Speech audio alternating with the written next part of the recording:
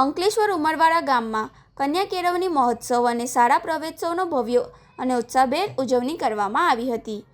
ગામની આંગણવાડી, પ્રાથમિક શાળા અને માધ્યમિક શાળા સંયુક્ત ઉપક્રમે યોજાયેલા આ ત્રિવેણી કાર્યક્રમમાં શિક્ષણને વેગ આપવા માટે અનેકવિધ પ્રવૃત્તિઓ યોજાઈ હતી.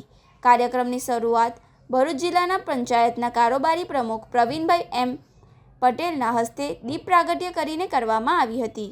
શૈક્ષણિક વર્ગ 2026-27 અંતર્ગત આંગણવાડી, ધોરણ 1 અને ધોરણ 9માં પ્રવેશ મેળવનાર ભૂલકાઓ અને વિદ્યાર્થીઓનું કુમકુમ તિલકથી સ્વાગત કરાયું હતું.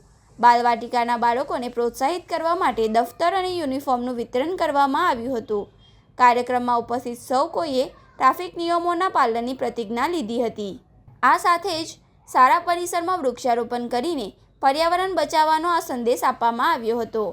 માધ્યમિક શાળાના વિદ્યાર્થીઓને આવવા જવા માટે શરૂ કરાયેલા નવી પરિવહન સેવાને મહાનુભાવો દ્વારા લીલી ઝંડી બતાવીને પ્રસ્થાન કરાવવામાં આવ્યું હતું.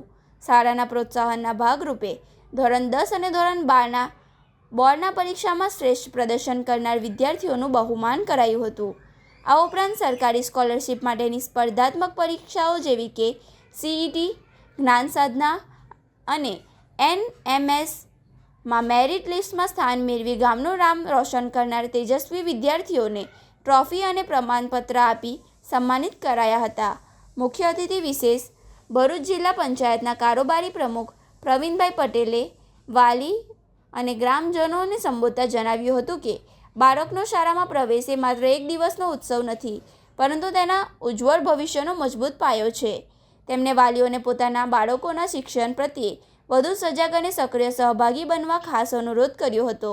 આ ભવ્ય મહોત્સવમાં ઉમરવાડાના સરપંચ ઇમ્તિયાઝ માંકડોદ, તાલુકા પંચાયત પ્રમુખ સુરેખાબેન વસાવા, સામાજિક કાર્યકર જુનેદ પંચભાયા, બાબુ વકીલ તેમજ ઇમરાન દેસાઈ સહિતના સ્થાનિક અગ્રણીઓ મોટી સંખ્યામાં હાજર રહ્યા હતા.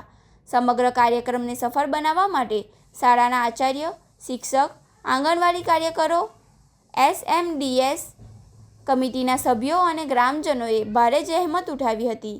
અંતમાં રાષ્ટ્રગાન સાથે આ પ્રવેશોત્સવનું હર્ષોલ્લાસ સાથે સમાપન થયું હતું.